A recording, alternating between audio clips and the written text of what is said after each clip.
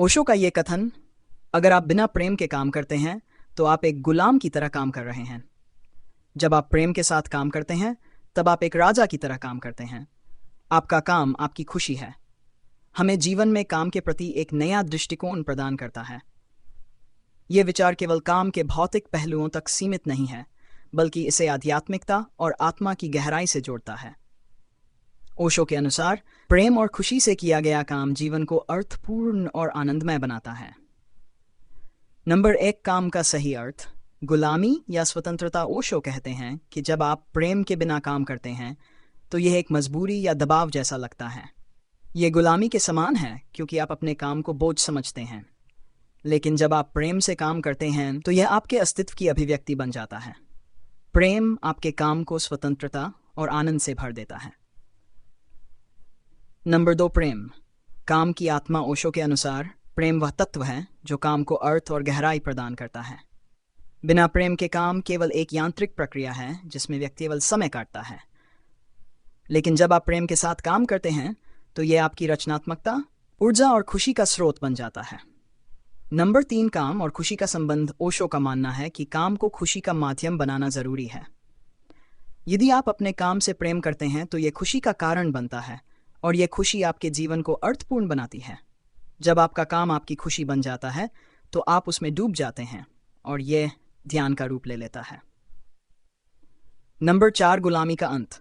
प्रेम से काम, जब आप प्रेम के बिना काम करते हैं तो यह केवल पैसा कमाने या अपनी जिम्मेदारियों को निभाने का जरिया बनता है।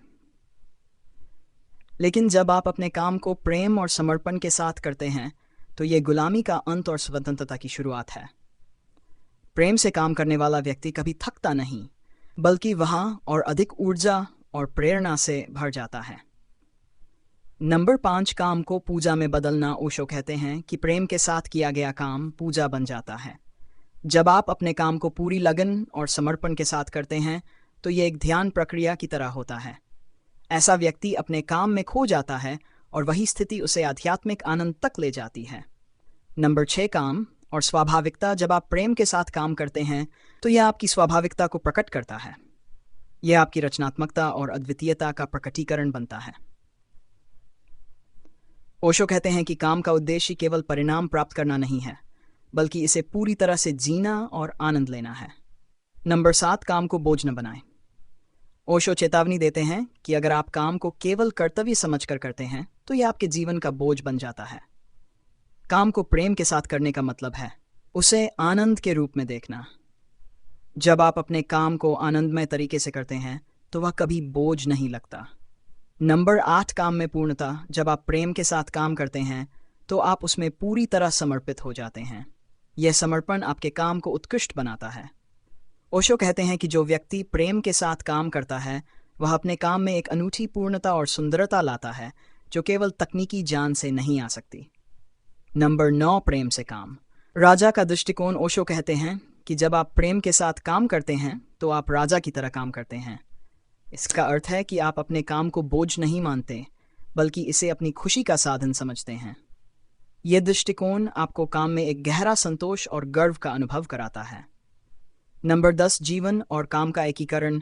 ओशो का यह विचार हमें सिखाता है कि काम और जीवन को अलग नहीं किया जा सकता। जब आप प्रेम के साथ काम करते हैं तो यह जीवन का हिस्सा बन जाता है और जीवन को पूर्णता प्रदान करता है। प्रेम से किया गया काम केवल पेशा नहीं है, यह जीवन का उत्सव बन जाता है। ओशो के अनुसार अगर आप बिना प्रेम के काम करते हैं तो आप एक गुलाम की तरह काम कर रहे हैं। जब आप प्रेम के साथ काम करते हैं तब आप एक राजा की तरह काम करते हैं। आपका काम आपकी खुशी है का संदेश स्पष्ट है। काम को प्रेम और खुशी का माध्यम बनाएं। काम केवल जिम्मेदारी या धन कमाने का साधन नहीं होना चाहिए, बल्कि इसे अपने जीवन के आनंद, रचनात्मकता और आत्मा की अभिव्यक्ति का साधन बनाएं। जब आप अपने काम में प्रेम का रंग भरते हैं तो वह आपके जीवन को अद्वितीय और अर्थपूर्ण बना देता है।